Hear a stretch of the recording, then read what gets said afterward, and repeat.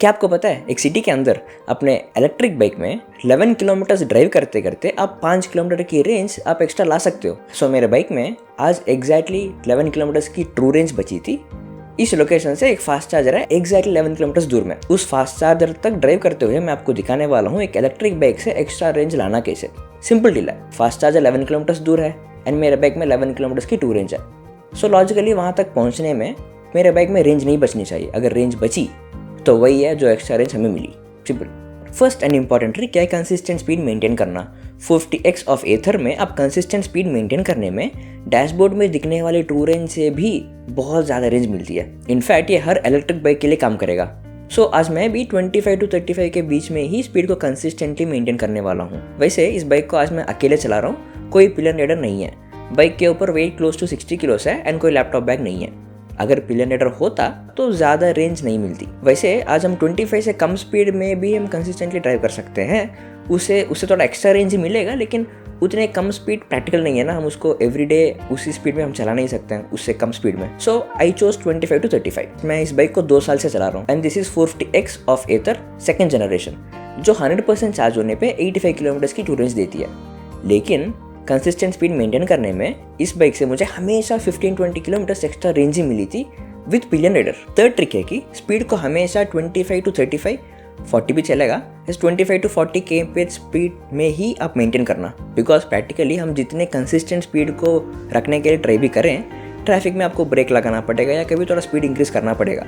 लेकिन आप जितने ब्रेक करोगे या एक्सेलरेट करोगे, आप अगर वापस 40 से कम स्पीड में आ जाएं तो बाइक में आपको एक्स्ट्रा रेंज मिलेगा। सो फॉर एग्जांपल एक पेट्रोल बाइक में एक स्पीड रेंज होता है ना कि उसी स्पीड में हम चलाएं तो उस बाइक से हमको थोड़ा ज़्यादा माइलेज मिलेगा। वैसे इस बाइक के लिए जो मैंने एक्सपेरिमेंट ट्राई करके सीखा है वो ये है, 25 to 40 स्पीड है, इसके बीच में हम चलाएं तो एक्स्ट्रा रेंज मिलेगा। फोर्थ एंड इंटरेस्टिंग ट्रिक है कि अब बिकॉज हम इस स्पीड रेंज में हैं फ्रॉम 25 to 40, इस स्पीड रेंज में रहने से एक फ़ायदा है, बैटरी रीजनरेशन। आप रीजनरेट करने के लिए बाइक इसी स्पीड रेंज में ही होनी चाहिए।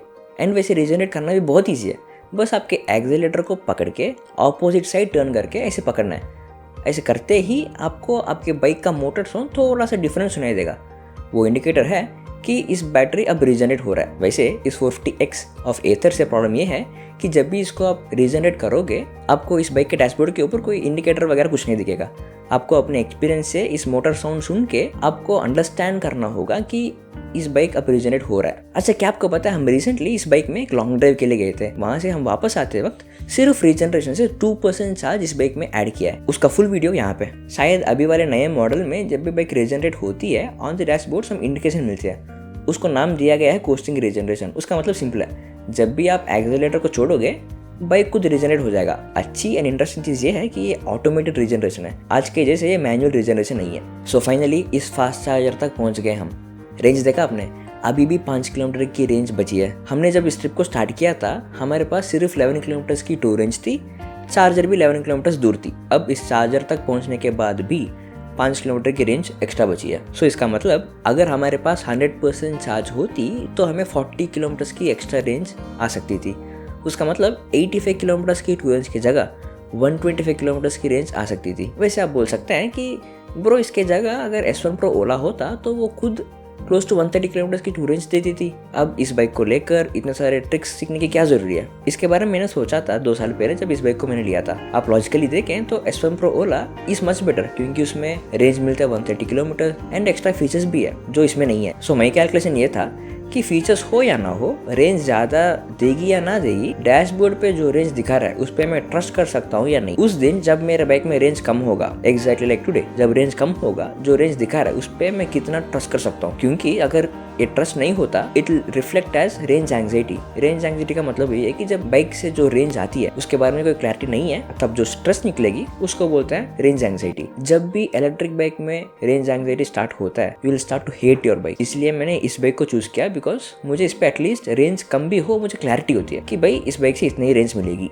मुझे इससे भी थोड़ा ज़्यादा दूर जाना है तो रास्ते में कहीं चार्जिंग रखना ही है। एक क्लैरिटी है, मुझे इस क्लैरिटी अच्छी लगी एंड इसके लिए इस बाइक को लिया। So what do you think? अच्छा, क्या आपने कभी इन चारों ट्रिक्स को अपने बाइक में ट्राई किया? अगर ट्राई नहीं किया तो आज ही ट्राई करना। ट्राई करके आपके एक्सपीरियंसेस हमें नीचे कमेंट्स में बता देना। आपकी इलेक्ट्रिक बाइक का चार्ज रोड पे खत्म हो गया एंड पास में कोई चार्जर नहीं है तो क्या करोगे?